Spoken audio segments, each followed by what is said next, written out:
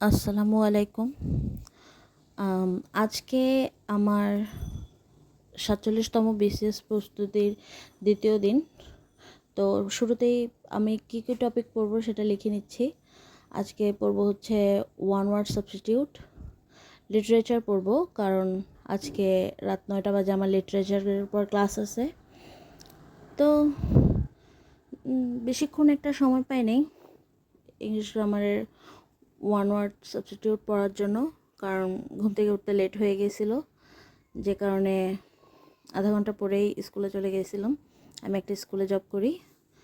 তো বিকালবেলা সন্ধ্যার পর টিউশন শেষ করে সাথে সাথে পড়তে বসে গেছি, কারণ দেখা যায় যে টিউশনি শেষ করে রেস্ট নিতে গেলে আর উঠতে ইচ্ছা করে না, ক্লান্ত লাগে শরীর।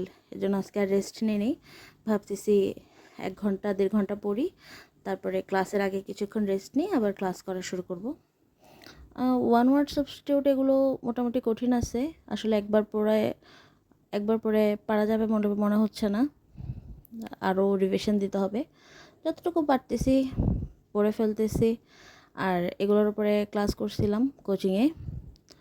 তো আসলে মুখস্থ থাকার কথা না, আমাদের ক্লাস থেকে বলছে যে যতবার পারা যায় একটু রিডিং পড়তে, যেন প্র্যাকটিস করলে মনে থাকবে আর কি।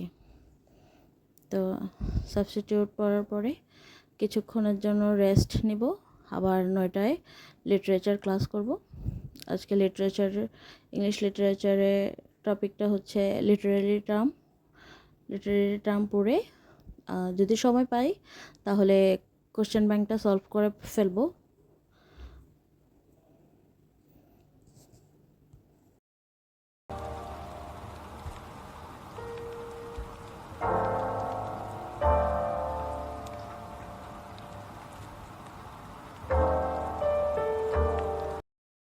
তো ক্লাস করলাম, সোজাই ছিল টপিকগুলো আজকের।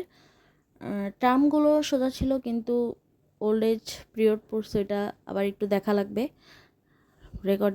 রেকর্ড করা থাকবে ক্লাসটা, আরেকবার দেখলে আশা করি ক্লিয়ার হয়ে যাবে সব কিছু। এখন লিটারেচারটা পড়ব যদি টাইম পাই। অলরেডি ক্লাস শেষ করতে করতে 11টা বেজে গেছে। বেশিক্ষণ পড়তে পারবো বলে মনে হয় না। যতটুকু পারি আজকে শেষ করব, বাকিটা কালকে সকালে কমপ্লিট করব।